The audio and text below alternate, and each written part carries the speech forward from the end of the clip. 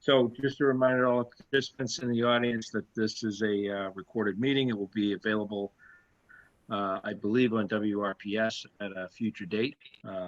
And also meeting notes will be posted with the town clerk's office and made available for review at a later date. Bill Principe, welcome aboard. Okay, so we got, I know Jeff was definitely out. The only one I'm missing, I showed Julie, is Sheila. Is that what you have? Yeah, Sheila and Joe Gambone. Is Joe in? Yep, I'm Yep. here. Okay. And Lori, I know you were on vacation. If you decide you need to drop at any point, you know, by all means, it's up to you, but you're welcome to stay. We appreciate having you either way. Okay. Thanks for coming on. All right, with that, I'll review with our agenda pretty quick here. I'm just going to share my screen real quick. Post-disabled participant screen sharing. You want to, Gino, can you get that reactivated, the screen sharing? I will.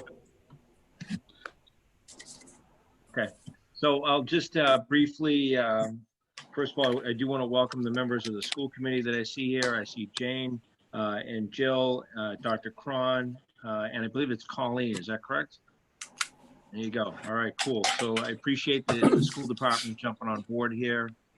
We are gonna, as part of the agenda, we are gonna review some additional money that the Department of Revenue has made available for us.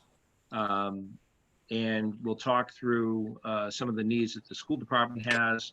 And I think what they were looking at from us was some directional, even though we may not be putting on it completely tonight, we can certainly we may be able to take a vote on directionally where we could go with the funding to make sure that we're on the same page.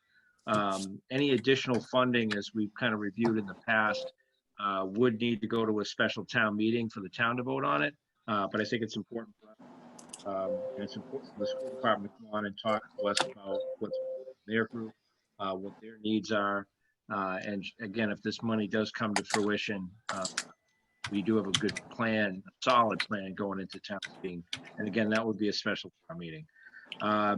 So that's what will be first up on the agenda. Second on the agenda will be, with Biz mentioned just briefly, there were some end of year transfers. We ended up coming out 15,000 to the good on that, or thereabouts. And Biz wants to roll through with us, you know, what we're going to be doing with that funding and kind of how that went through, and answer any questions.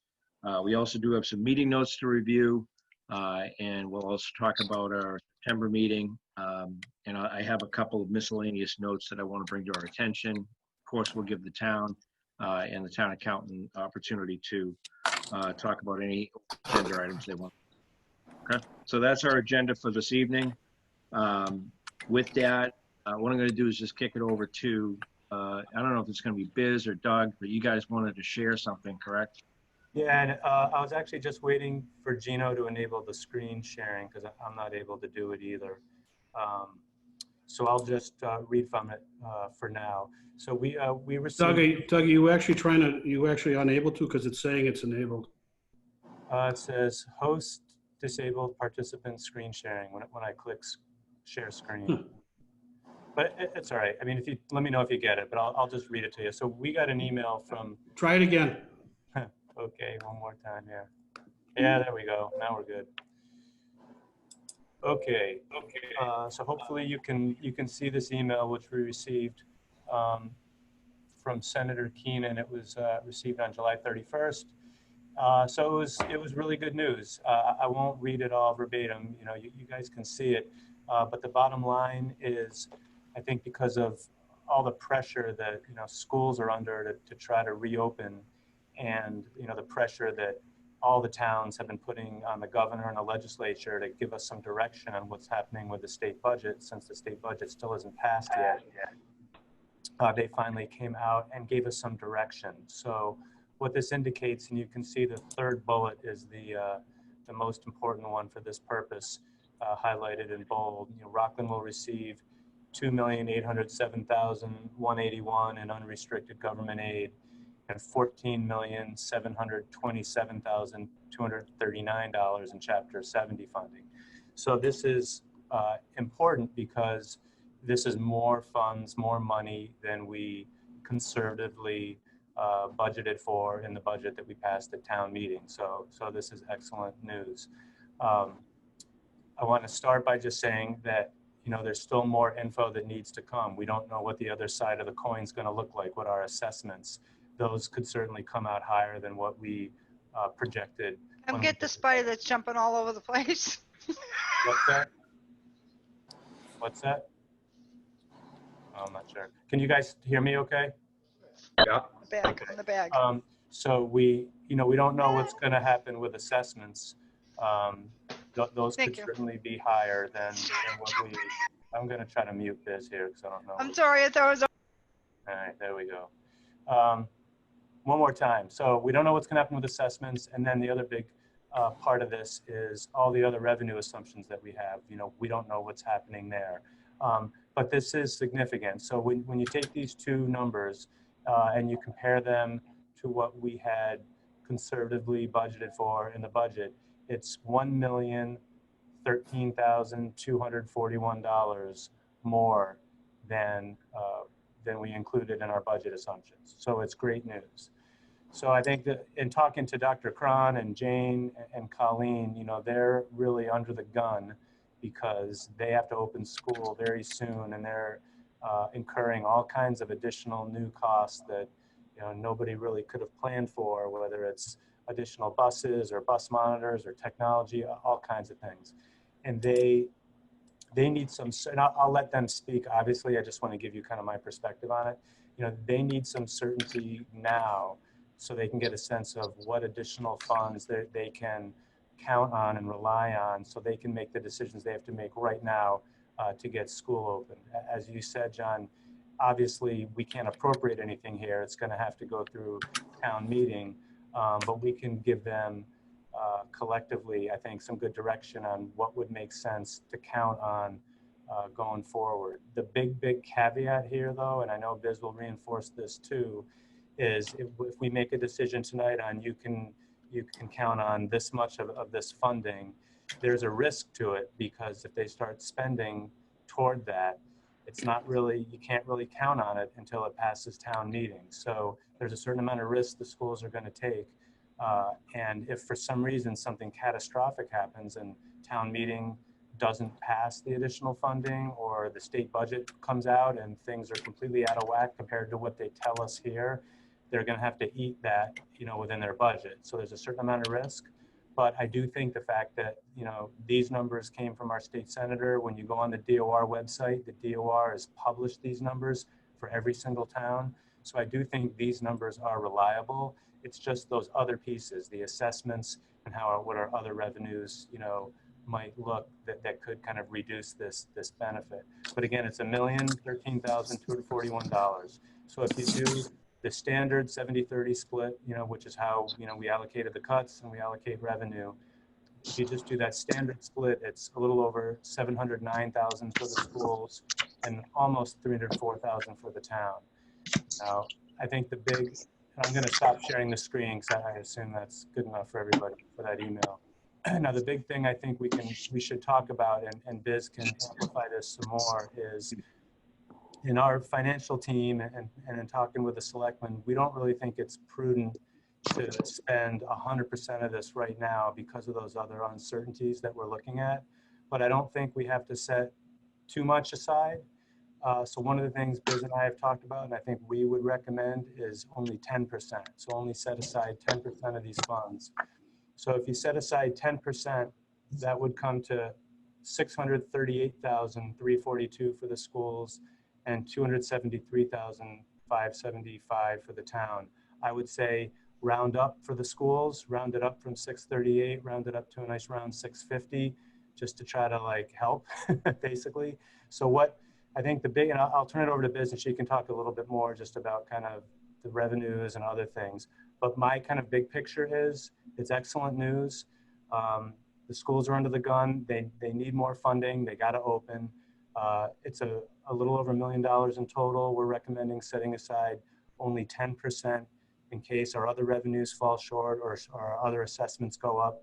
And again, rounding up the school 70% number from 638,000 up to 650,000. So basically what we'd be saying to the schools today, if you guys agree with this and support it, would be, schools, you can count on an additional 650,000 that would present to town meeting at a special town meeting sometime this fall, most likely early October is what I'm thinking, but we got to talk to the town clerk. They have a lot going on now with early voting and elections, et cetera. So it'd be subject to ratification at a special town meeting, so that while there's some risk, personally, I think it's a risk worth taking. So that's my 2 cents. I hope that makes sense. I don't know, Biz, if you wanted to add any additional detail on that. Everything was pretty much covered there, Doug, and we're not saying overspend your budget, but take that money and spend it. When we get to town meeting, hopefully we'll have better news, and the total amount of the 709,000 can get allocated out at the town meeting. But right now, we're all going to be taking a chance if we decide to spend out of the budgets 650,000. We know you've got to get your teachers back on board. You've got obligations that you have to meet, and we don't want to contain you from being able to do that. It's not up to us to spend your budget. It's up to you to spend your budget. But it's also up to us to say we're going to be doing something at town meeting. And if we stick to the conservative approach for now, then we'll be in good standing when we get to town meeting. And that's pretty much the gist of what we wanted to relay. We don't want to restrict you. It's not up to us to do that. It's the voters when we get to town meeting, and we'll present the best possible picture we can at town meeting, following the same logic that we take with meeting with the selectmen, the finance committee, the school department, FinCom, everybody who's normally involved, so we're all on the same page to move forward with a positive town meeting in the fall. But we do know we have to have one. That's it for me, unless anybody has a question.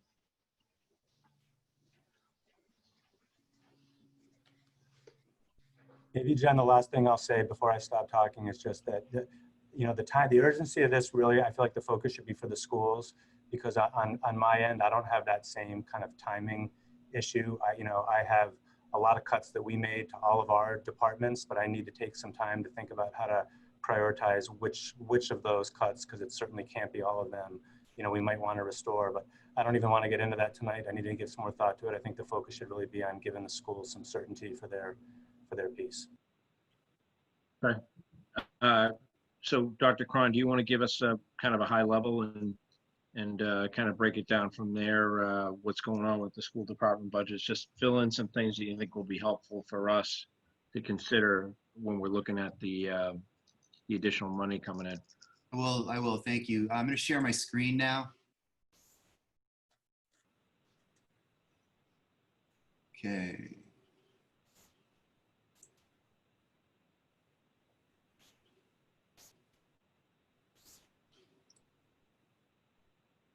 Can everyone see that? Yep. Okay. Just want to go back, beginning March 13th, when we initially closed schools. Between March, April, and May, we did a series of furloughs. We furloughed from the general fund 97 individuals, paraprofessionals, 66 of them, 15 custodians, 9 drivers, 3 maintenance workers, 2 nurses, and 2 non-union personnel, for a total of $890,544.50 in reduction of expenditures for the school. That represents 4% of our general fund salary and 3.5% of our total general fund budget. In addition to who we furloughed from our general fund, we also furloughed from our revolving fund accounts. We furloughed daycare, before and after school, and cafeteria. The folks that are highlighted in yellow still are furloughed, remain on furlough. The total for our non-union revolving funds, I want to call it savings, to the FY20 school budget was $151,403.25, for a total savings to the district and the town of $1,041,947.75, which represents 4.5% of our overall salary budget and 3.6% of our overall budget. So it's pretty significant. Current status, just want to take you up to this left-hand general fund number. Pre-COVID, we were due to receive the largest increase in the history of the district, perhaps, thanks to the Student Opportunities Act, which was going to give us an additional $1.6 million this year. So the budget that was due to be received by the school was going to be $26,928,952.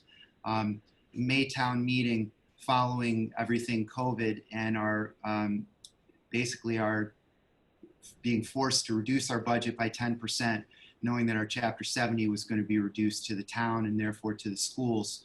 We were given a new budget, 10% less, $25,521,514, which left us with a $1,407,438 deficit for our FY budget, for our budget. I'm going to take you over here. I've plugged in, just for the sake of our figuring, this $650,000 that's being discussed out of the additional Chapter 70 that's due to the town. With the addition of that $650,000, that reduces our deficit to $1,818,180. Just to come back to our Chapter 70, I think the Chapter 70 increase is $803,264.30. I want to just point out what we did to close that gap. So the first thing we've done is we've eliminated 26 positions in the district. And if you come down here, these positions are listed out for you. We had planned to hire 8 additional positions because of the Student Opportunities Act. We've eliminated those positions for a savings of $469,000. 10 teachers were not replaced, so they either retired or left us and we didn't replace them, and we laid 1 employee off for a savings of $626,527. We have 8 paraprofessionals that have not been replaced for a savings of $142,000. And breakage, which is the difference if you have a teacher, just for anyone who doesn't know, if I have an $80,000 teacher who retires and I'm able to replace him or her with a $50,000 teacher, that $30,000 is what we call breakage. So in breakage, we had $117,312 for a total salary reduction of $1,355,644. So our current status with the $653,000 brings us down to a deficit going into FY21 of $413,295. We have some additional COVID-related costs that are not reflected at this point that we have not accounted for. Some additional expenditures with remote education. Essentially, we are an organization that has been set up to have 2,400 students come into our buildings and be educated in that way. We are now forced to develop a plan in which we educate a percentage of our students at home from school.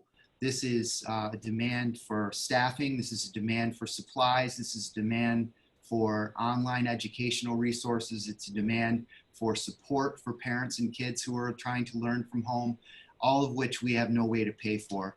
We also need to pay for bus monitors, but getting kids to socially distance on the bus is very difficult.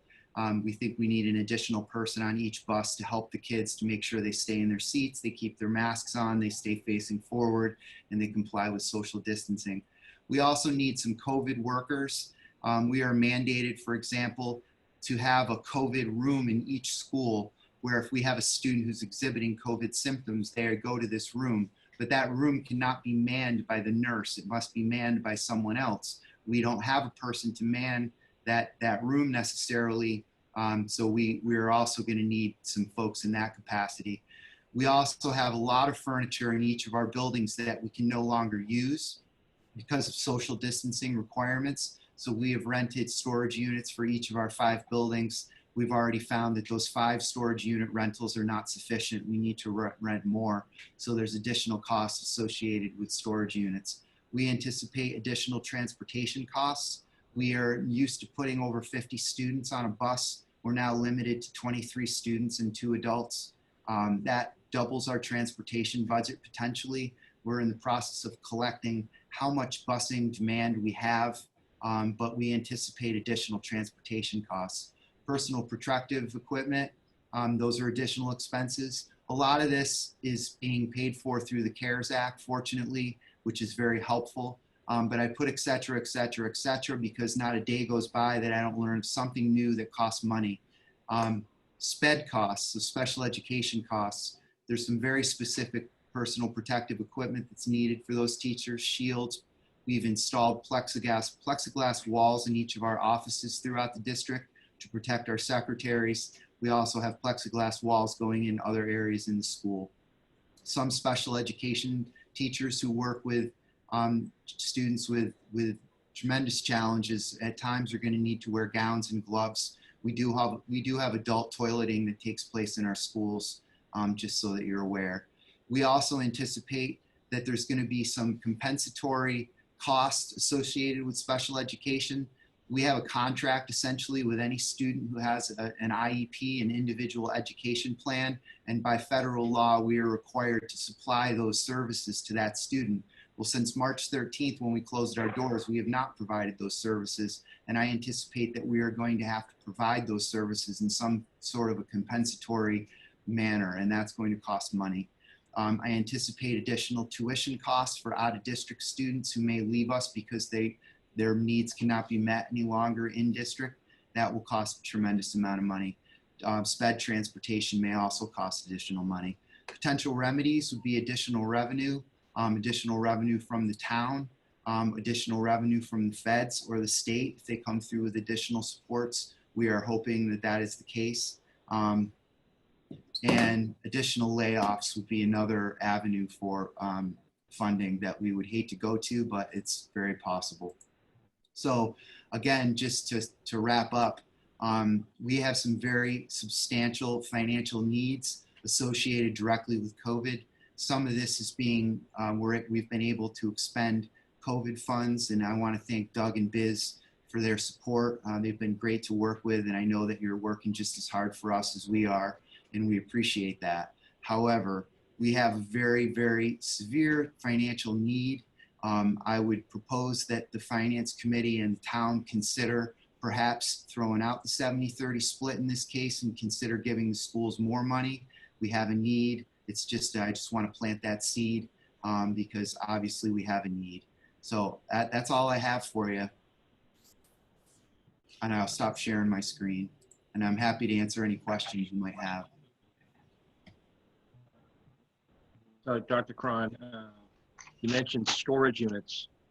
I don't know how much those cost, but I do know we have a lot of room in the, over where the Youth Commission building is, the McKinley, and there are some other places in town, I believe, that have storage capacity. Is there no ability for us to use any of that and save some of that money? I'll ask Mark Sham to look into that. Thank you. Yeah, because I was just beside the tennis courts behind my house. You could probably fit 10 of them Connex boxes in there. You know, clear some of that out. If I could, One other thing. the Mark Sham has been, and myself have been meeting with the building inspector and the fire chief and the deputy fire chief. Their safety codes, the third floor, McKinley isn't sprinkled.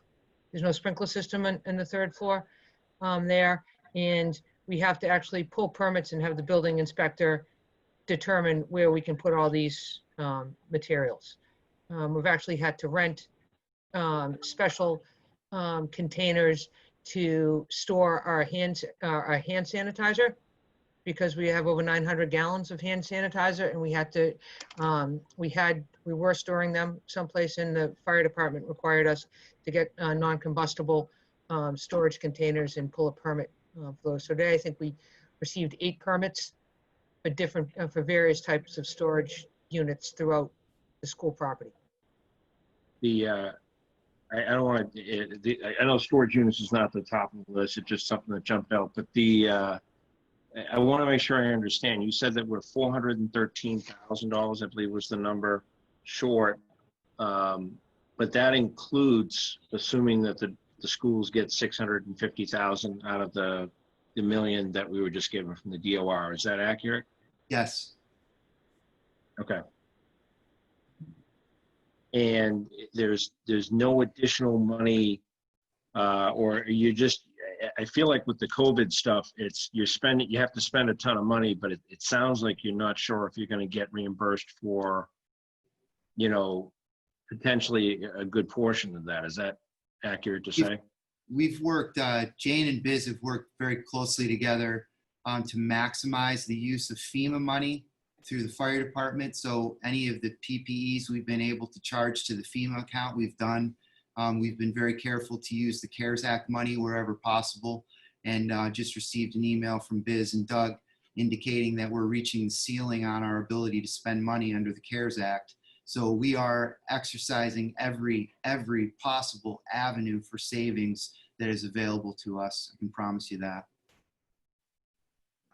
John, if I may, with the CARES Act money, unfortunately, there's certain restrictions that we have to follow. And one of the major unknowns that we have for the school department as well as the town, which is pushing us to the limits of our allocations right now, is unemployment. We have not received bills for unemployment. We received a quasi list of how much we may owe as of June 30, and that's $456,000, of which unfortunately a majority of that belongs to the school. Some of it belongs to the town. We can take that from CARES Act money if, and that's in our schedule for payment through CARES Act. If there happens to be another avenue that we can cover the unemployment, then it would free up more CARES Act money for both the school and the town. But right now we have an unknown, so we have to do a holdback on the CARES Act so we can cover that should there be, should we actually get hit with the full bill. No one's really sure if we're going to get hit with the bill or if the government's going to pick that up in a different avenue, but we have to be cautious in the meantime. If we didn't have the unemployment to think about, we'd have more money to play with and provide. And like I said, the federal requirements for the CARES Act and FEMA, they're pretty restrictive, but we're asking questions before we say, yes, we can spend, or no, we can't. I was All right, so we curious. have to. Sorry, I Mhm. just saw that you noted that the daycare is still on furlough.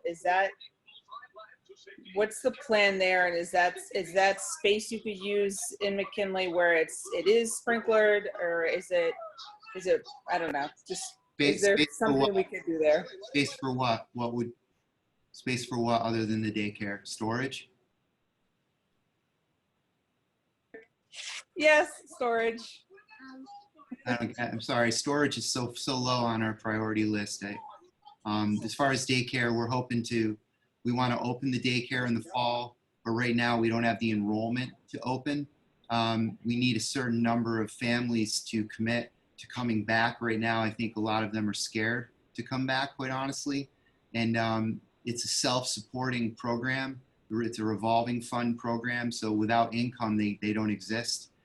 So right now we're unsure even if we're going to be able to open in the fall because again we don't have the enrollment that we need to open. So we're still up in the air. But our hope is to reopen the daycare at the beginning of the school year. We'd like to open it on August 31st. But as of today, we don't have the enrollment. Jane, do you have anything else on that? No, we are going to bring the employees back to provide for training, Yeah. for 2 days of intensive training. The Wednesday and the Thursday prior to the 31st. I don't like doing math backwards. So the Wednesday and Thursday before the 31st, they'll be coming back for training. We have adhering to EC guidelines, PPE, etc. But we're just hoping to get more enrollment. It's very important for those who have enrolled that we open it because it's predominantly our faculty and staff and town employees who are utilizing the daycare. And if we can't open this, our faculty and staff will not have opportunities for daycare, and that make their coming back to school more problematic, for their families, as it is for others. So if you could, spread the word, we're safe, we're happy, we're committed, and ready to safely take care of Rockland's children. I wanted to add, they are still on furlough because normally they would work through the summer, where the rest of the staff that is not on furlough anymore wouldn't normally, cafeteria workers, paras, those people don't work throughout the summer. So that's why there's the ones that are showing up still on furlough, because they would normally be continue to work.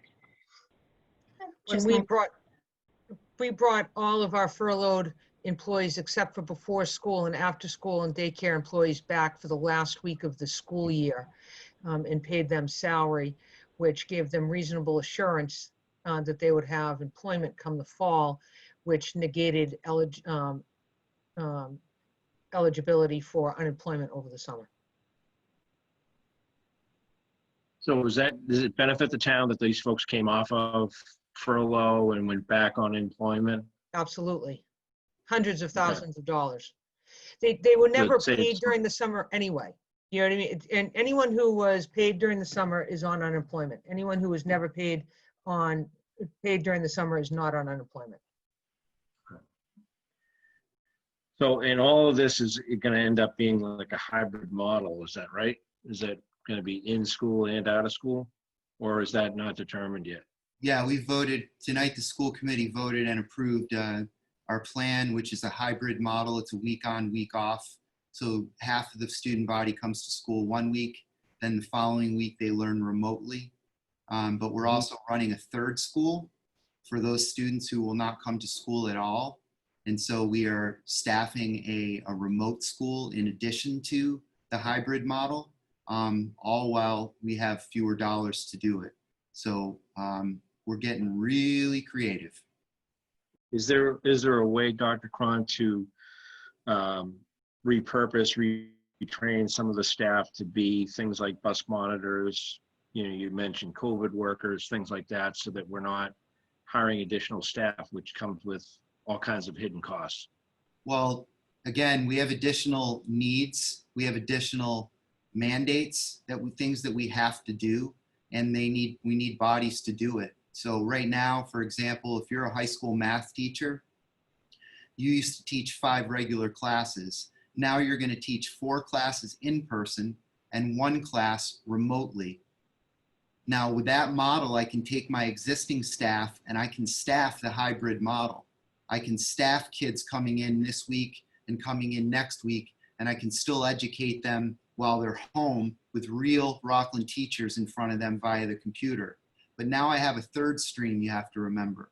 I have a whole group of kids, maybe 100+ kids, who are not coming to school at all, and they need a separate form of education. We're required to provide them with a separate form of education. So again, staffing, as far as repurposing, you know, a teacher can only wear so many hats. And the one thing we haven't even discussed is that this plan has not even been completely signed off on by the union. So we have a tremendous amount of work to do with the teachers union as well. So it's still a very complex and dynamic situation. It's changing every day. Have you guys looked at any other needs you have regarding buildings? I had heard, as you know, my wife works for the school department, and she was talking about the fact that they were talking about not using fans and air conditioning and things like that in some of the buildings. That obviously is going to present a whole bunch of other things, but are there other hidden costs that haven't been kind of gotten to the surface where you might have to provide something that you can't provide something that provides some relief? So now you have to kind of come up with a different plan for some of these buildings that are in disrepair. Well, 2 of ours, you know, our middle school and high school, I still think of it as brand new, even though it isn't anymore. But our 3 elementaries are quite aged. But we're having a company out of Framingham come in and evaluate the HVAC systems in all of our schools and the air quality in all of our schools. It's very important to our families and our teachers, what kind of air quality they're being asked to work in. It's directly related to the COVID and how it's transmitted. As you know, it's a respiratory infection that's transmitted through droplets that are transferred from the mouth into the nose or mouth of someone else. So the air quality in which you're working is very important. So we're waiting to hear the report back on the elementary schools, but I have my fingers crossed that we're putting everyone to work in healthy buildings. You know, our windows are all functioning. Mark Sham has our HVAC systems running as good as they can in each of those buildings. And in his opinion, our HVAC systems, our air quality is good in those buildings, but we're going to know a lot more after we get this report back. I can't remember the name of the company off the top of my head, but they're coming in this month on the 13th and the 15th to do that inspection. And, All right. So, and I don't know, I showed you a list of things that are unaccounted for. It's already quite lengthy. We have a lot of unaccounted for expenses due to the COVID and the mandates that we're receiving from the state. Yeah. And if I just could, I just want to provide assurance to the committee that, you know, we are doing absolutely everything we can to get absolutely positively every single thing as cost effectively as humanly possible. You know, during this, you know, we're spending hours researching them, you know, an $8,000 cost to get it down to 6,500, and that is a fact. Well, yeah. We really are. Yeah. It may seem like our list is endless, but like Dr. Cron said, it is every day, multiple times a day, new little things that keep adding up, or one or two big things. But I want to assure you that we are, just like we did from March to June, you know, from June to today, every day we are working to not spend absolutely anything that we don't have to spend money on. And it's just the mandates, the common sense, you know, and the number of students that we have are just dictating what our expenses are. And it's but I just want to assure you that we're really working hard at this. Jane, can I add on to that, please? Can you hear me? Yes. I just wanted to say that as far as curriculum with professional development, this is an incredibly difficult time for teachers. They need to learn so many new platforms that we are having teachers teach teachers as much as we possibly can. We're not hiring outside vendors, any outside, you know, people that can help us with that. We are using our own teachers. Teachers are working over the summer. We've provided PD for them that they have not turned away from. They're jumping in on it during their summer vacation. So everyone's on board. It's a team effort, and we are certainly saving money by doing it that way. So. Yeah, I mean, we have reduced every single one of our non-COVID expenses in our operating budget, everything but transportation, sped, and utilities by 50 to 75%. We have collected all the paper from all the buildings that we had left over and redistributed it to all the other buildings so we didn't have to order paper. I mean, that's the level of detail that we are at on evaluating our expenses every day, all day. So I think, you know, one of the things that's a potential relief, and Biz, you'll have to keep me, you know, I guess we're going to look for more detail from you on is that we were very reasonable in our estimates on revenue, and we're hoping for better revenue streams. I know we're only a month into the fiscal year, but have we seen anything that gives us any directionally like where we're going with revenues? And if not, when do you think we will have some idea on how we're trending with revenues? Right now, part of our process, and we discussed this at our financial team meeting the other day, is that we're going to take a guided approach. All the financial team members have been informed to get the revenues updated as quickly as possible for what we're receiving for building permits, tax revenues, etc. And there'll be an assessment done at the end of September. Not all of it will be on the system due to timing, but we should have a good idea of where we stand in September. So that will give us our first quarter and how we may be trending going forward.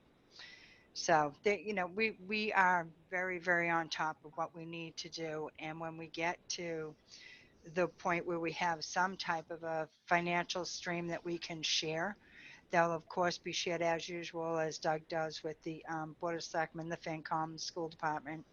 Everybody will be kept in the loop, so to speak, so we all have an idea. And nothing's open, so we still have our concerns out there. Not much has changed, but we also were more conservative on our budgeting in 21 than we were in 20. So that may help us in the long run for what actions we had already taken. Just to add, just to pile on, you know, I'm personally more concerned with FY22 than FY21. So our intention is to be extremely conservative in FY21 and to save everything we possibly can, because I think FY22 is going to be the real challenge. I think due to the situation that's been going on, that the challenges are going to be for several years. It's not going to be a 1 year, 2 year. My fear is that for every month we struggle or every quarter we struggle is going to be a year and a half, 2 years out. So this could be a long-term effect. That's just my personal opinion. So, based on planning for the October, if we do have an October special town meeting to approve any additional revenue spend, you know, there may be an opportunity for us to get an idea of how we're trending for the year by the end of September, and at least have that as a talking point, discussion point in the finance committee prior to the special town meeting. I just want to, you know, I'm just trying to understand the calendar there of how things are going to kind of flow. And if there's an opportunity, if, you know, right before town meeting with enough 2 weeks of time, put everything out there, if we can discuss anything with how the. By the end of September, I'm going to say your first meeting in October, because you're back on a two-time schedule come October, two times a month. Okay, so hopefully by your first meeting in October, we'll have a pretty good plan. And because it's a special town meeting and not an annual town meeting, our posting timeframe is shorter, which will be helpful for what we're trying to do. But as Doug said earlier, we have to be cognizant of the elections coming up and the timing. So we'd like to do it by the end of October. However, it may end up being after the elections. That's up to Doug shaking his head yes, or nodding his head yes, not shaking it. That's up to Doug and the scheduling and what we need to do with Donna. So I think if we more conservative plan for November, mid-November, that might make more sense and give us more time to do what we need to do. And again, this is all up to Doug and the planning and what he needs to do to maintain the requirements of the charter. Sure. Quick question. Is this $1 million extra and above and beyond what we had already planned on, or is this part of the covering us a little bit of a shortfall that they had not anticipated? We had originally. And then what is the town's plan to, what are you doing with the $300,000 that you're holding off to the side, or that your part of the 70-30 split would be? Well, in January at the governor's budget, we originally should have gotten a $1.8 million boost, which, you know, clearly was taken away. We conservatively budgeted on all of the information that we have, so we had to cut back out that 1.8. What this is going to do on the $1 million is it's going to boost us up, but that 1.8 is gone. A budget that was voted at town meeting will boost that budget by approximately $1 million. However, that's dependent on town meeting and the other changes that may occur as far as the town's portion of the money. That's up to the town administrator, what he wants to do at this point. He is having departments look to see, because we did cut a lot just like the school. I mean, obviously the ratios are substantially different. We want to try and make sure the police department, fire department, public safety get what they need on their employee cuts and furloughs, not furloughs, but cuts that they had held back on, and make sure that we have everything we need as well. And our $300,000 with the 10% holdback is actually $273,000, which, you know, like you, it's not a big amount of money in the scheme of things, but conservative budget is where we're thinking. And again, that will be as we get closer to the October timeframe, we'll have a better idea of what we can do and what we can't do, because all this is dependent on all the other revenues through the town as well. If I can just add to that, Craig, again, like the timing of this is more urgent for the schools. I feel like the timing isn't as urgent for me, but what I plan on doing is taking time, and I'll come back to you, with a line item. So I'll show you 2 columns, here's what we cut in the COVID budget, and here's exactly by line, by account, what I'm proposing to restore. And, there's over 20 plus departments, that got cuts, and I can't restore all of them, but I, hopefully can do some of them, and I'll show you line by line what I'll recommend. Yeah, and I think as a finance committee, we have to weigh out everything. I think it's reasonable. Obviously, the school department's facing significant uphill challenge here. It's reasonable for us to at least give them a vote of confidence that should the $1,013,000 come in as additional revenue and be recognized, that we would vote to, as the town administrator recommended, put aside at least the $650,000, and that assumes a 10% holdback. So, Doug, I think you were proposing and suggesting that we take a vote on that and at least provide the school department some acknowledgement, some encouragement to that effect. Yeah, I mean, I don't want to speak for Dr. Cron, but I think that would be helpful for them, so they'd have some kind of backing and clear direction. So yeah, I think that'd be helpful.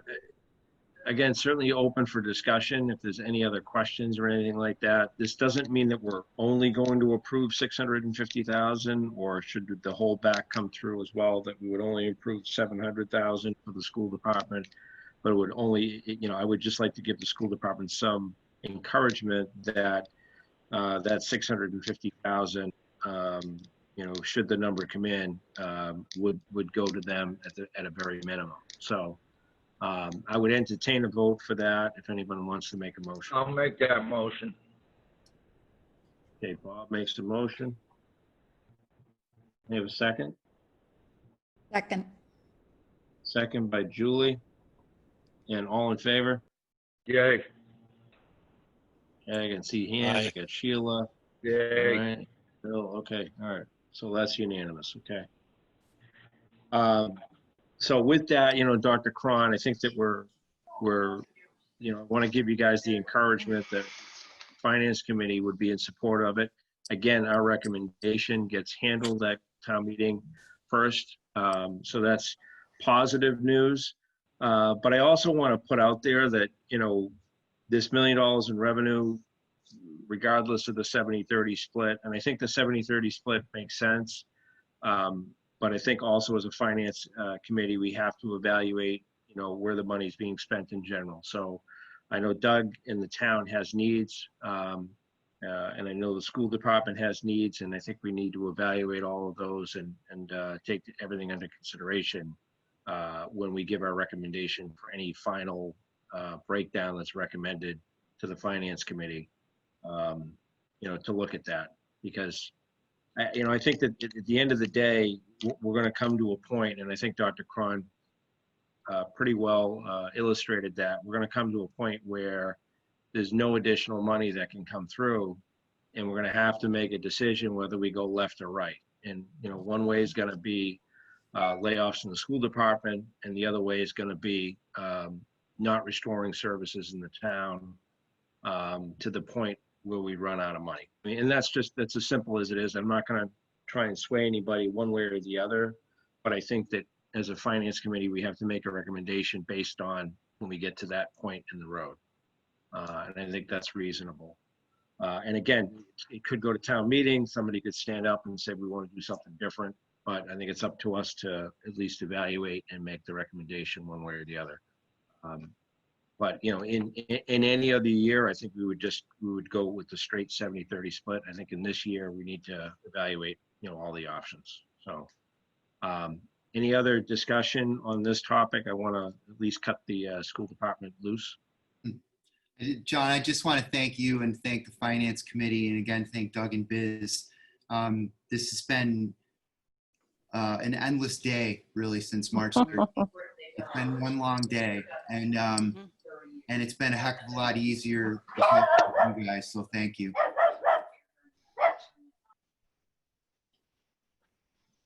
Thank you, Dr. Cron.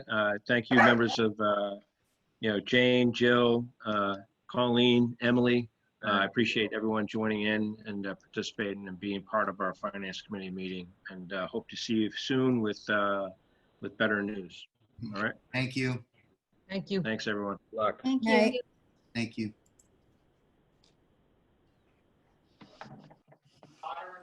Good night. Thank you, everyone. Thank you. Good night. Thank you. Moving on to our next agenda item. I will share my screen on this one.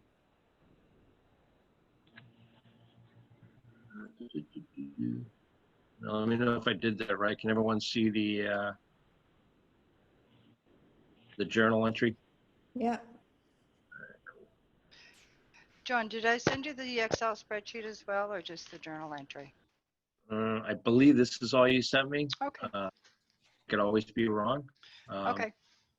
But No if problem. you wanted to, Biz, Sure. Biz, if you have something that's more, I think if you get down to the bottom, you see, I think this is more of a spreadsheet version of it, but it's Yeah, a that's PDF. exactly what you want to see. That sheet right Okay. there, okay?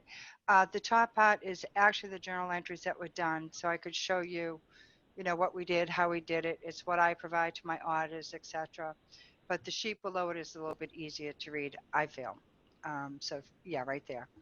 So we had originally said we'd need about $155,000, which a lot of it had to do with legal and waste management and things like that.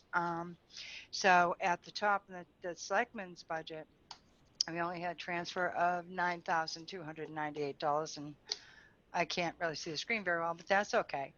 And primarily it was the salary that we had discussed before, which was Doug's salary, which was actually at 160 is what his contract was for, but it was budgeted at 150. So that was the major adjustment there. Conference registrations and meetings, we had to do a couple of adjustments there. So it wasn't that bad on the selectmen's side. The revaluation services, as I explained to you briefly, that has to do with the assessors and the revaluation. When we did the 21 budget, it was mistaken that they only needed 18 out of 43 that they were sending over, but they actually needed 25 out of 43. So we just adjusted here and took it from departmental closeouts and funded them completely for the 21 revaluation that they needed, just to make sure that they had their funding that we had agreed to. If you could So actually the column that says encumbered, Yep. Biz. Oh, column I'm says sorry. encumbered. Sure. So we have the revised budget, which was all the budgets that were voted at town meeting. That also includes any of the previous transfers, reserve fund transfers that were approved by the FinCom. The year-to-date expended is exactly that, what we had spent as of June 30, and that leaves us an available budget. And with the available budget, we have to look at the whole. It looks as though we would have $187,000 remaining in the selectmen's budget. However, $164,000 of that actually belonged to the sick leave buyback, and then $30,000 belonged to the landfill monitoring. So I had to encumber those two items. Those are bills that needed to be paid. So anything you see in the encumber item column, those are items that we had to pay prior to June. We placed an order and did not receive the items prior to June 30. Like with the valuation services, we have a contract that equals $51,500. So we had to reserve that money. So the expended, the available budget, the year-end transfer, that's exactly what I transferred within departmental budgets. I did not go to the Finance Committee reserve. I kept all transfers within the budgeting process, so there was no outside unappropriated money that was used. And then the encumbrance, that's money that we need for, like I just explained, invoices we're paying in July that were actually encumbered in June. Like 20. Churn back, right, churn back line. And this is not everything on the turn back line. This is just the accounts that we had year-end transfers. This represents monies that these various departments will be turning back to the general fund that become part of our free cash calculation. And this is just, a summary just for these departments where we had the transfers. It's not the entire report. So the reval services, does everybody understand those columns before I keep going? Yeah. Okay. I So do. the reval, we did that. And where you see the town meeting, I had anticipated we may have $500 worth of expenses for the elections. It turns out we only needed $185.43. So what we did is we took it from the personnel line for postage under the town meetings and elections, and we put the money into the registrar of voters because that's the one that was actually short. So within like departments is where the money came from. If you go down a little bit, John, the materials and hired equipment, 421 is the highway department, and knowingly, which we knew ahead of time, they did not have enough money in their stormwater budget. So when Dave told me the issue, I told him that's fine. You're going to have to take 41,352 from your turn back for your department budget for highway, and we're going to allocate that money into the stormwater. So we didn't have to do a FinCom reserve transfer this year, which is what you did last year. So you'll see money coming out of highway and going into the stormwater for the same like value. Stormwater is a couple more down. Do you see it there where it says stormwater? So that was like, Yep. Okay. Now the waste collection, waste disposal, the amount of money that we needed to transfer there wasn't bad. We had to encumber a lot of money, but I only needed about $12,000 to transfer. So the encumbrances represent, and the biggest thing is that the refuse collection, 92,000. There's a serious delay on our bills coming in from the vendors because they're doing their waste pickup right till the end of June. So we don't get our bills until a few weeks later. So that's what that encumbrance represents. And then let's see, health department, I think the health, veteran services. What we did is veteran services had some available budget monies remaining. It was on my original report to you that I would use some of their money to help set offsets. So some of that money that was needed for waste disposal or Board of Health came from veteran services. And then go down a little bit lower where it comes to maturing debt. When the budgets were done prior fiscal year, there was a shortage in the long-term interest that should have been booked, and nothing was booked into short-term interest. We didn't have any expenses. So again, I did a like transfer interest to interest, just one short-term, one's long-term. So the overall effect was 98,000 and change rather than the 155. So the town departments did pretty good as far as year-end transfers that were necessary and turnbacks that they have given me.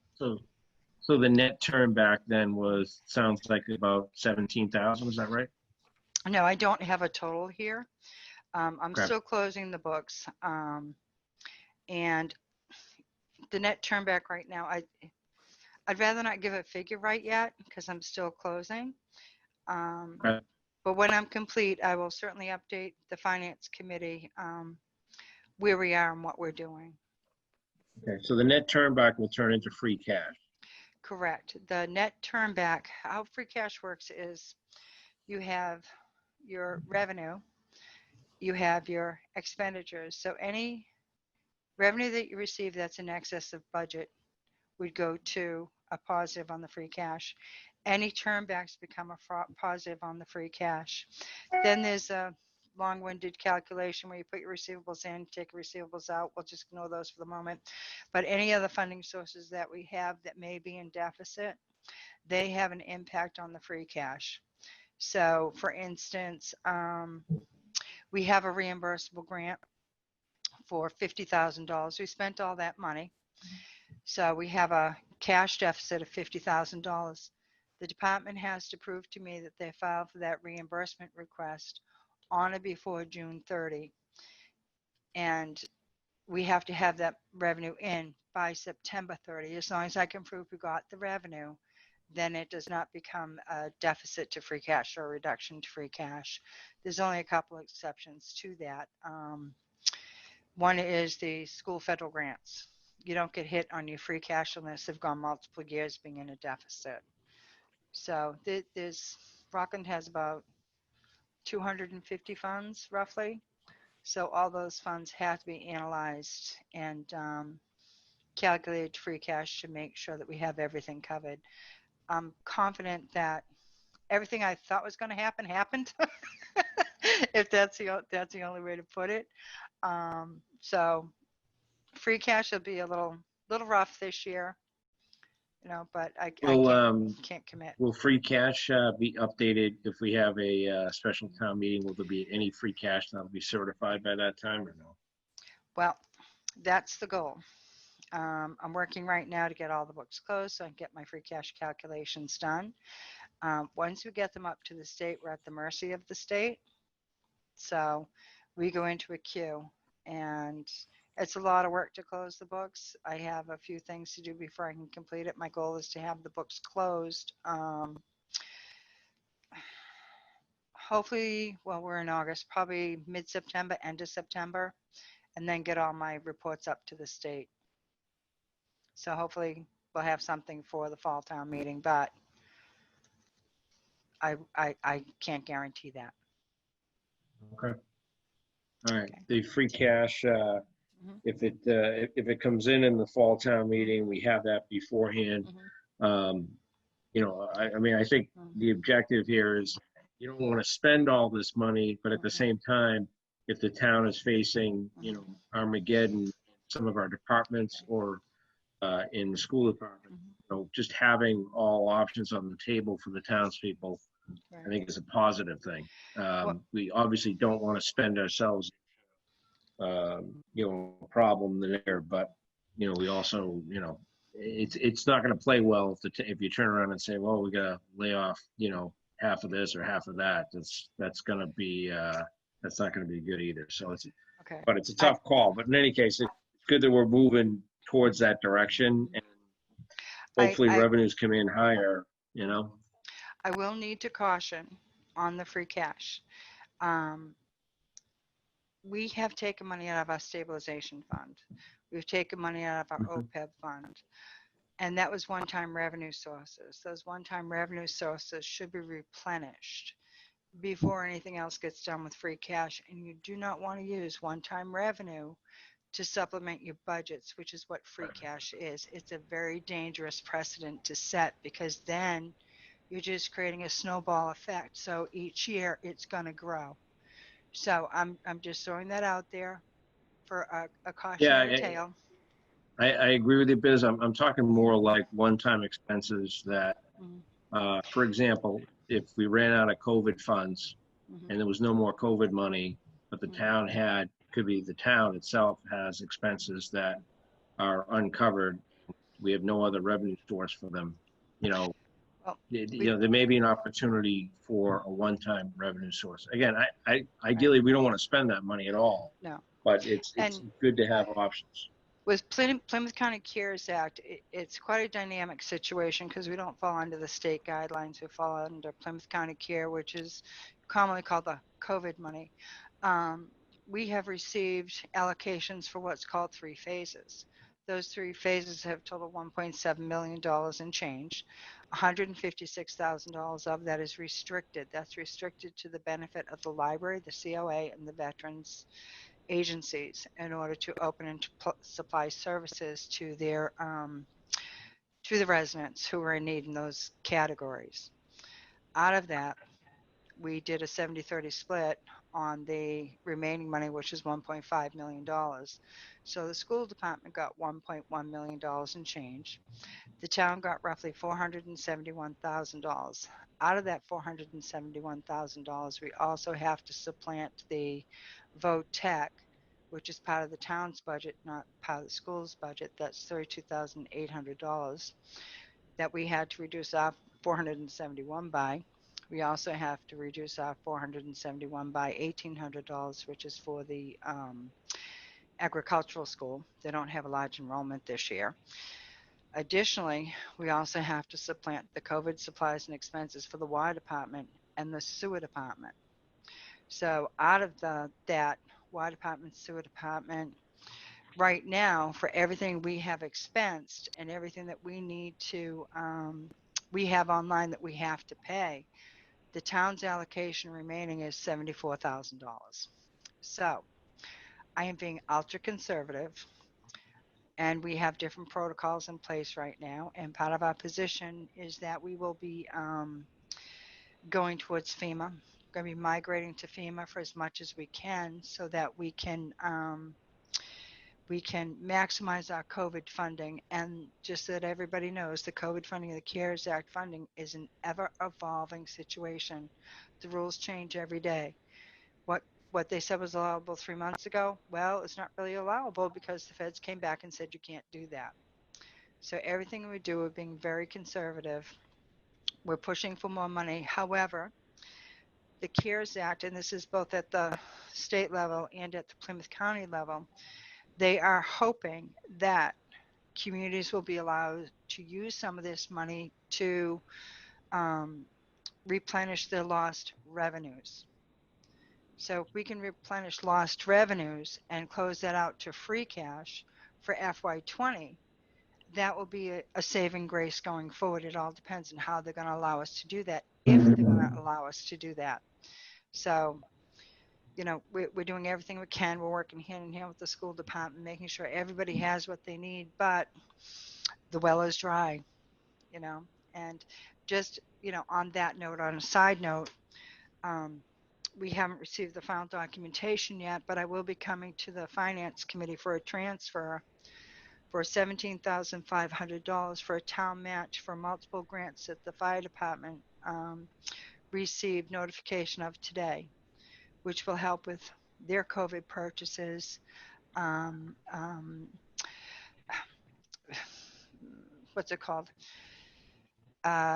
Protester training or large function training, so they can go out, they can get training on how to deal with large protests, things like that. And then the last thing is the fire department diligently has applied for and received funding for a fire truck, like a brush truck that you'd use. So if you're going out into the conservation land, if there's a fire, it's a brush breaker, so you can get out to those locations. So there is a town match component, which is $17,500. That once I have information, final information, I'll be requesting a finance committee transfer for that. That's just a heads up. I know I just kind of went off the rails there. I'm sorry. Fine. So is that two $17,000 transfers or one all encompassing? Okay. One single. There are 3 grants that we received, of which I think one of the grants is 5 cents on the dollar. So the town match is very, very reasonable for what we're being nice. Given. Correct. Correct. So that, I think, did I answer your questions? I kind of got sidetracked a little bit. Yeah. No. I mean, there's a lot to take in. There's a lot of moving parts, more so than any other year. But it seems like you guys are on top of it. John, didn't we just allocate some money for a small truck to get out into the conservation and wooded areas for pumping water? That's the small pumper truck. I think that's different. Right. That is different. This is more of a brush breaker. The small pumper truck can go to different. To make room for them to get in. All right. Yes. Okay. Exactly. Okay. Anything else I can answer on those items? Well, I think that the net is that we can get some rocky seas ahead. Mm-hmm. But I appreciate all the work that it seems like everybody's like working really, really hard to cut the gaps and kind of get this thing closed up so that we can get on with things. But at the same time, you know, the government at some point is going to have to step up for us.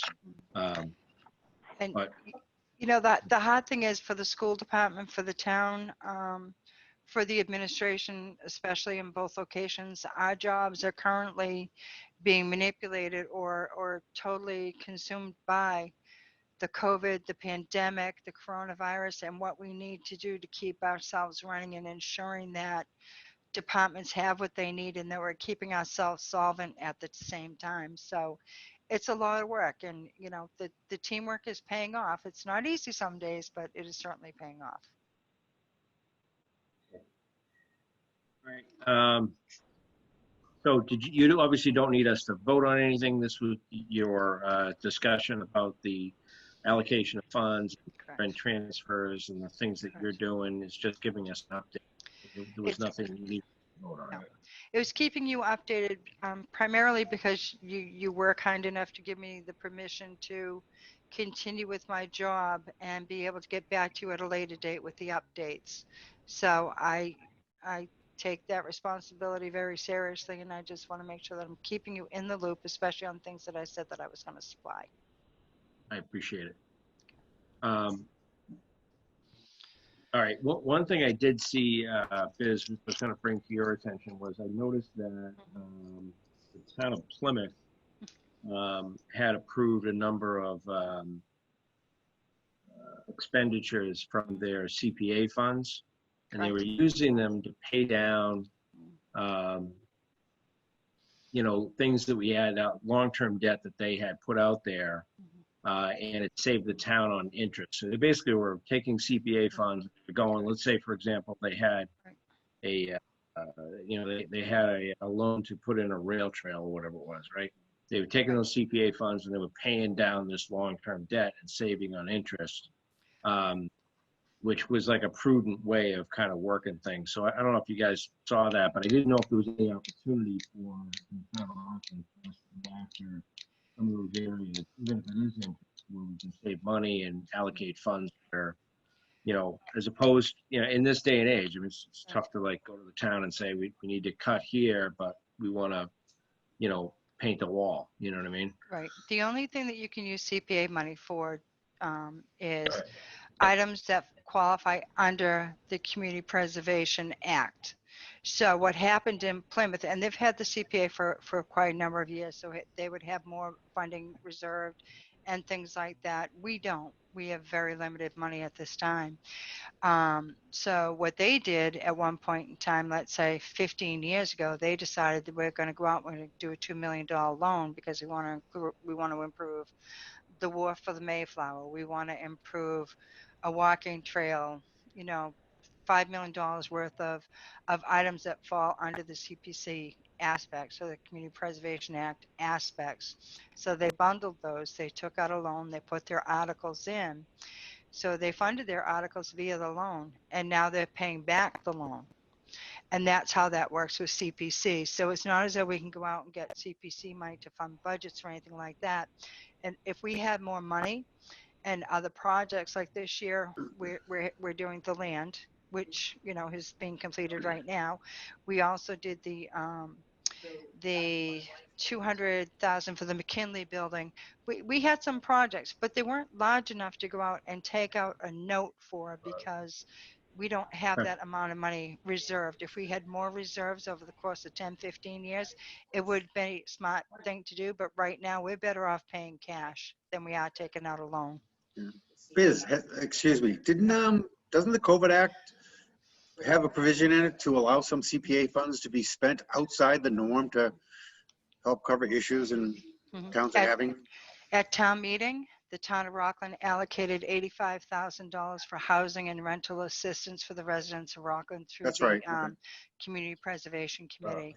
There's also a new program that's out, which I attended a 3-hour Zoom meeting today for the community block grant, community development block grants, which provides funding for lower income communities, lower income residents to continue to rehab their homes and do rental assistance. That's a new program. It's called the CDBG grant aspect, which covers a COVID Act requirement. And to the best of my knowledge, this runs from July 1st of this year, 2020, through December 31st, 2021. So it has a larger component to assist residents, but that falls under the guise of Christine Sullivan and Wayne Dara, who are our CDBG representatives, along with Jennifer Constable, who works very closely with them to ensure that we're doing what we need to do. So there are components out there, and they'll be announcing the program and doing what they need to do to assist residents. But again, it's not under our guise. It's other federal funding that we don't control. We're just the in and out account. We don't approve it. You know, the reps for CDBG, Christine and Wayne, they do that. And they're in charge with Jen's assistance to identify residents who may need help. All right. Any other questions for Biz and Doug?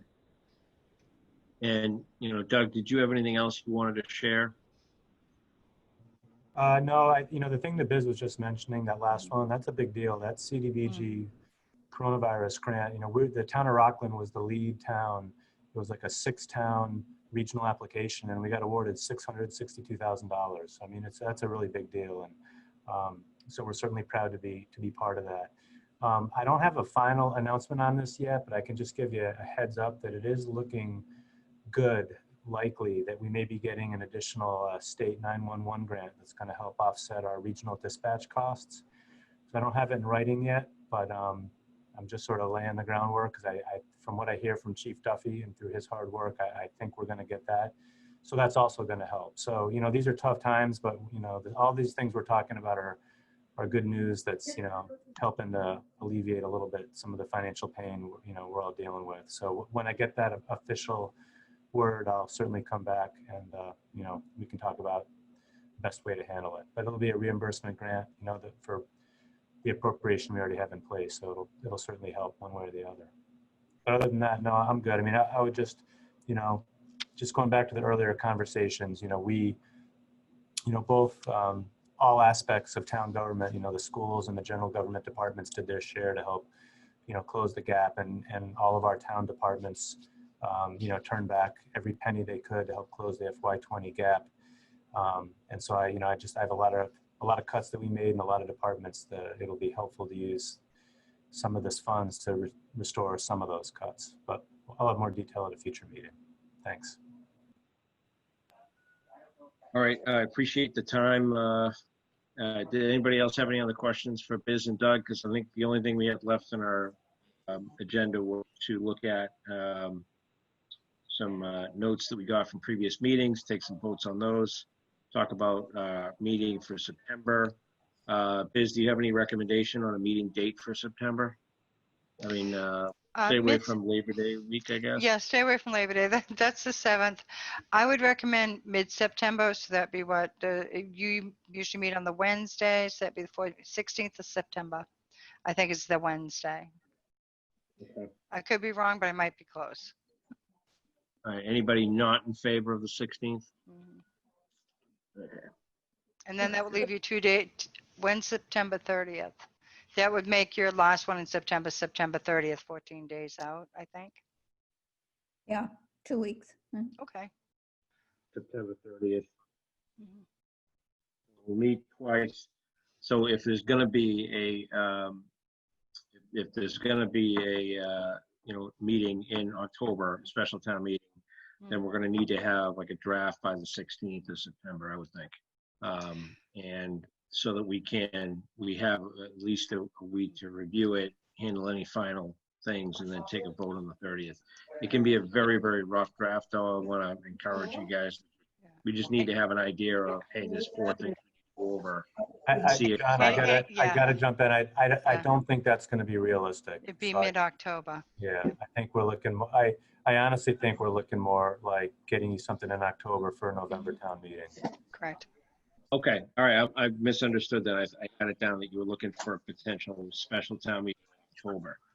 So you're saying Probably that the special November. town meeting would Talk be about things changing day to day. We're changing things hour by hour. Second by second. Yeah. You're probably looking at November with the elections that Donna's dealing with. So probably the second week in November would be the town meeting. So that'd be the 3rd, probably somewhere around the 10th. So you'd be looking at mid-October for an early version of the warrant. Correct. Mhm. All right.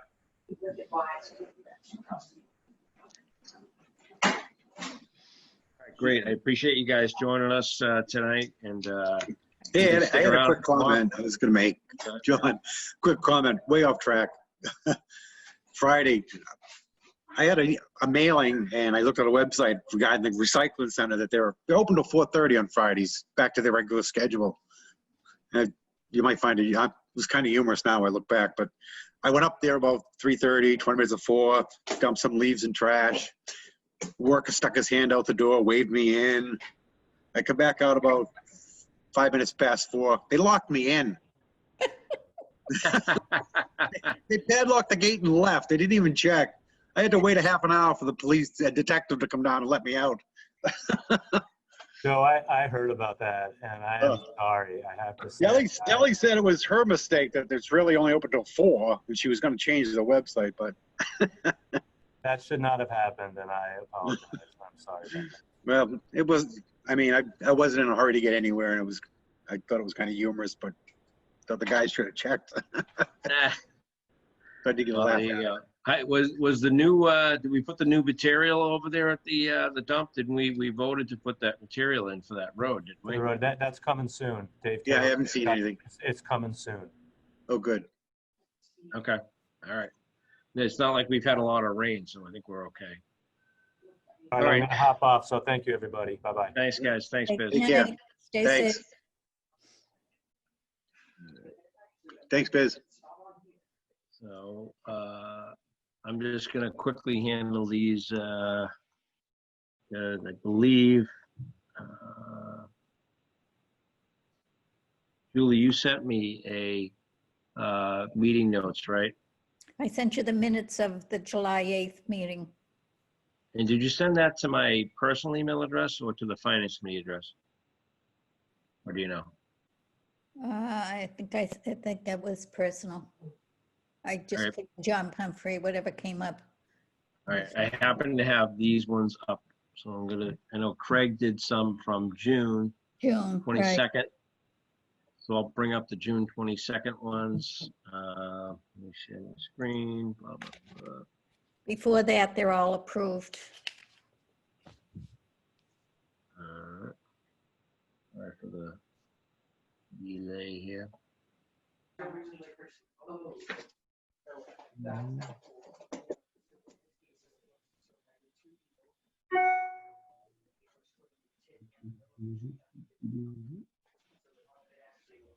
I don't know if you guys can see my screen or not, but I'm just waiting for this thing to come up.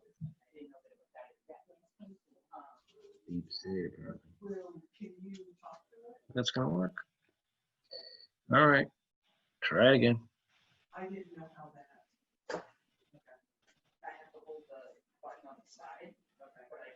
So I'm gonna try and do the best I can with what I got here. This is the Finance Committee meeting notes from June 22nd. This was the night of the town meeting. Julie Schaefer was actually absent, but everyone else was there. We just wanted to review Article 53 and 54. Any comments on meeting notes? Anything that you guys all see here?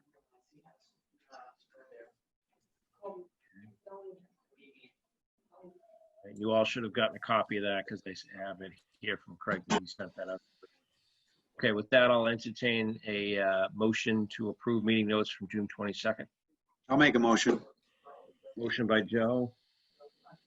I'll second. Bill. Second by Craig. Nice going, Craig. That was good. All right, all in favor, say aye. That was Bill. It was Bill It second. was Bill, I'm sorry. Yeah, whatever. Potato, potato, you know. Who made the I'm first, sharing my screen. I can't see who's talking. who made the first motion? Joe Uh, Gambon. Joe Okay. Gambon and then Yes. Bill Stewart. All right, all in favor, everybody said aye. Aye. We're all Aye. approved for June 22nd. Thanks very much for that. Julie, you sent it to my personal email address.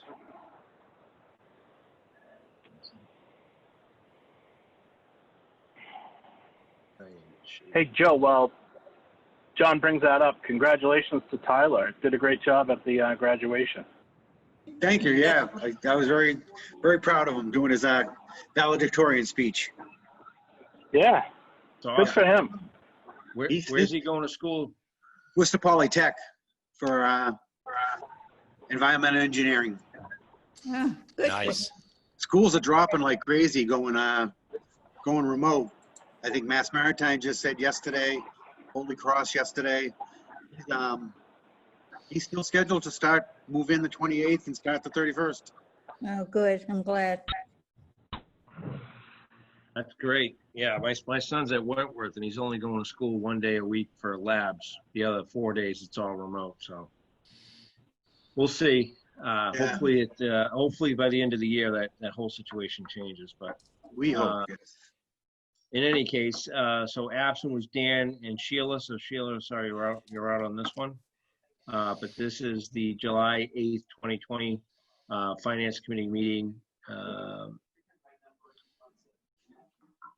We reviewed the warrant prior to the meeting. We had some corrections, some notes on the articles, we had some changes. Last paragraph. Yeah, last paragraph, it should be Bob McDonald, not Bop McDonald, I think. Bop. Yeah. There you go. You don't like that, Bob? Although Bop might work. Oh, my name's spelled right, isn't it? M-A-C. No, it was Bop. I can switch it back if you prefer, Bob. I wouldn't want to. It sounds so hip hop. Bop McDonald. Oh, Bob. Pretty Bop. All right. So I'll entertain a motion to accept the meeting notes from July 8th with the adjustment. I'll make a motion. Motion by Joe. Bill Stewart seconds. Bill Stewart seconds. Thanks, Bill. All in favor? Aye. Aye. All right. There you go. That's unanimous. Okay. Was there anything else, Julie, that we had for notes? I don't think so. Okay. You know what? So that's June and July. I think that should catch us up, right? All right. Next meeting is September 16th, as we talked about. We mentioned September 30th. I think once we get to the 16th, we'll figure out whether or not we need to meet September 30th. One other open meeting item.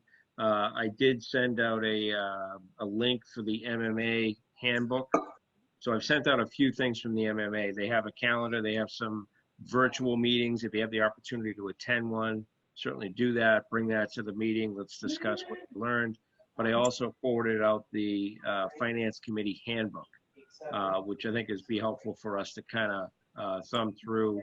And then, we'll come back together at a later date on one of these meetings and see if there's anything that people came up with out of the handbook, just kind of reviewing that. But the handbook is pretty good, actually. I've seen some of the stuff in it.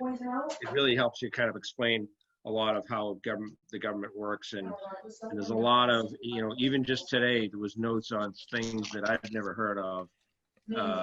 And a lot of it has to do with, all the CARES Act and stuff like that, of course, I've heard of the CARES Act, but some of the restrictions, requirements, and things like that are very unique to that.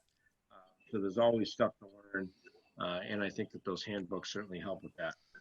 It's 160 pages long. I was going to go to Netflix and see where they made a movie of it. Exactly, right? Oh my gosh, Well, yeah. They probably should have. There's hard copies up here, isn't there? Because I'm sure there is. Hard copy ones. If there's something they can put on paper, you can bet town government has it. Yeah, you can go dig through the files behind you, Bobby, if you don't want to print it. There you go. All right. So any other open items for us? I don't think there was anything else on the agenda for me. Anything else? No. All right. With that, I'll entertain a motion to adjourn. I'll make a motion to adjourn. All right, I got a motion by That's Bill. Joe, Julie. By Joe. Second by Bill. All in favor? Sure. All right, how do you shut this computer off? All right, just close it.